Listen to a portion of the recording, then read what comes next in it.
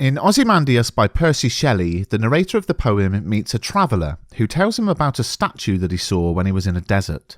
The traveller first noticed two huge stone legs standing without a body. Near the legs, on the sand and partially sunk into the ground, was the head of the statue. On its face, despite being shattered and cracked, was a nasty, arrogant look.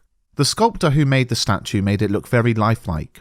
At the foot of the statue was an engraving which read, "My name is Ozymandias, King of Kings. Look on my works, ye mighty, and despair." Clearly, the statue had once stood in the midst of a vast and impressive empire, but that's the irony. By the time the traveller sees the statue, not only is it crumbled and broken, but it's isolated and in the middle of the lonely desert.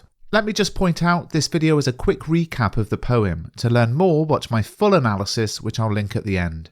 Percy Shelley was one of the Romantic poets, as were William Blake, who wrote London, and William Wordsworth, who wrote Extract from the Prelude. Romantic poetry was a poetic movement of the late 18th and early 19th centuries. There are many conventions to Romantic poetry, but the one which is key for Ozymandias is that the Romantic poets disliked imposed control by those in power. Shelley had a great dislike of the monarchy, notably King George III, who was king when the poem was written, and also a dislike of religion. Both were key themes in Shelley's writings. For example, in 1811 he published Poetical Essay on the Existing State of Things, where he criticised the monarchy, attacking the cold advisers of yet colder kings, in a line which reminds us of the cold command of Ozymandias. Shelley was also very anti-religion, publishing The Necessity of Atheism, which resulted in him being thrown out of Oxford University. In Ozymandias we can see criticism of monarchy, Ozymandias was an Egyptian monarch after all, and criticism of religion, which we'll explore in a second. The overlying message of the poem is simple. You think you are all-powerful and supreme, but power is transitory, it doesn't last forever, it changes over time. In terms of form, Ozymandias is a sonnet. A sonnet is a form of love poetry which originated in 13th century Italy, but is best known with reference to the 14th century poet Petrarch. A Petrarchan sonnet follows the conventions seen here on the left. In the 16th century we have the emergence of what would become known as the Shakespearean sonnet, which follows the conventions seen here on the right. Ozymandias then is definitely a sonnet, and in simple terms we can say that Shelley used the sonnet form to highlight how Ozymandias is in love with himself, in love with his delusional sense of power and supremacy. But when we look closely at the poem, we see that it does not fit neatly into either of these sonnet forms. Many see elements of the Petrarchan sonnet in Ozymandias. There are 14 lines, structured as a group of 8 lines, the octave, which presents details about the broken statue, and a group of 6 lines, the sestet, which focus on the pedestal and its now ironic message of complete power. However, the opening rhyme scheme, A-B-A-B, fits the Shakespearean sonnet model, not the Petrarchan model. And then we have the continuing rhyme scheme, A-C-D-C-E-D-E-F-E-F, which doesn't follow either sonnet form. So whether you would choose to say the sonnet moves from a Petrarchan to a Shakespearean to a new form, or would simply summarise and say that the poem is a sonnet, but one which is continually adapting and changing, lacking consistency, with the initial rhyme scheme being replaced with something new, the question is why? Well, remember what I said about the poem? Power is transitory, it doesn't last forever, it changes over time.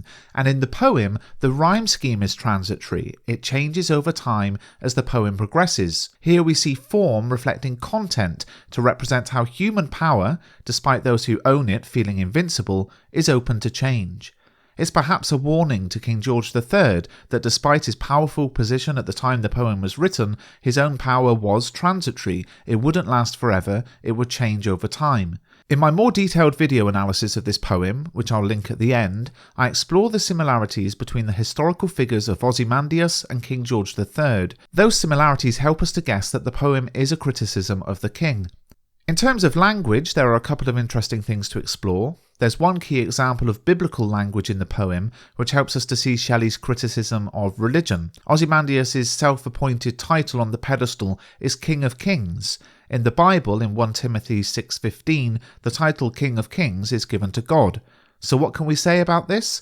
Firstly, that Ozymandias sees himself as godlike in his power, and secondly that perhaps the whole poem can be read not as a criticism of some ancient Egyptian monarch, but of the church and organised religion, that Shelley is saying the power of the church will one day crumble like the statue. And let's look at those words again. King of kings. Notice the hard alliterative k sound there? We see it again in cold command. Poets often use the k sound to create an aggressive, harsh tone, and here we can see this alliteration indicates the cruelty of Ozymandias. He was a powerful ruler who is presented as aggressive and oppressive. Clearly the poem is criticising this kind of leader, and again we draw parallels with Shelley's dislike of imposed control by those in power. So Shelley's poem presents a cruel ruler who thought he was all-powerful, but we learn that his power was transitory. It didn't last forever. The situation changed over time. Shelley's poem can be read as a message about human power in general, or as a direct criticism of monarchy and religion. So which poems compare well with Ozymandias? Well, in terms of misguided notions of human power, Extract from the Prelude, My Last Duchess, Kamikaze and Tissue are the most obvious picks. But which other poems would you compare it with, and why? Put your comments in the comment section. For more on this poem, pick up a copy of Mr. Bruff's Guide to Power and Conflict Poetry, available exclusively in ebook form and linked in the description. If you like this shorter style of analysis video, do give it a thumbs up and I'll make some more. But remember, this video isn't intended to tell you everything you need to know about the poem, it's a recap. For the full lesson, check out the video linked here on the screen.